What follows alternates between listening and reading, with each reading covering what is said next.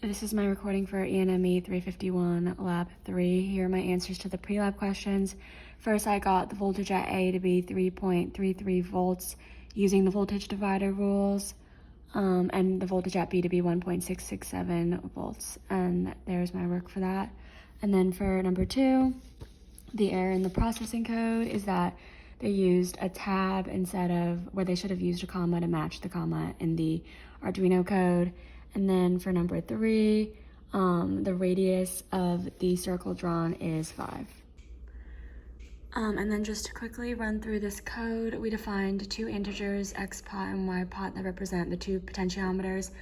They're set to read pins 4 and 5. One string is set to be a combination of the analog values being read from the x potentiometer and the y potentiometer. The string is then printed to the serial monitor with a delay of 50 milliseconds between each.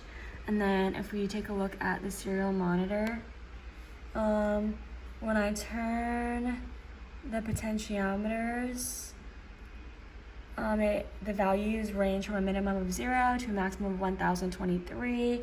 And this is because the analog ports on the Arduino are 10-bit analog ports, which means they have 2 to the 10 or 1024 number of discrete values indexed from 0 to 1023. So that's why those are the minimum and maximum values that we get. And then for exercise 1 on our lab, when we run the processing code, we can see that when we move the x potentiometer, the red ellipse moves left and right, and when we move the y potentiometer, the red ellipse moves up and down.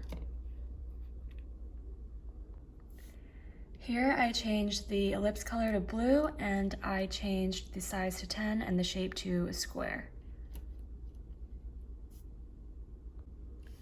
And then just to zoom in, we can see that the blue ellipse does not go past the border or edges of our sketch.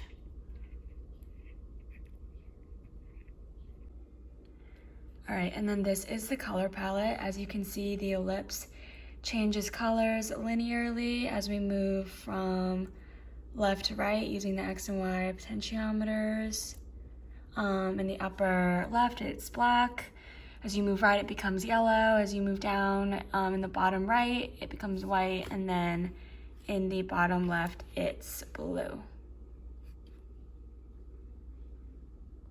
And then this is number 5 of exercise 1. You can see it's plotting the y potentiometer value with time. And then when it reaches the edge of the screen, it'll reset, clear the screen, and start over.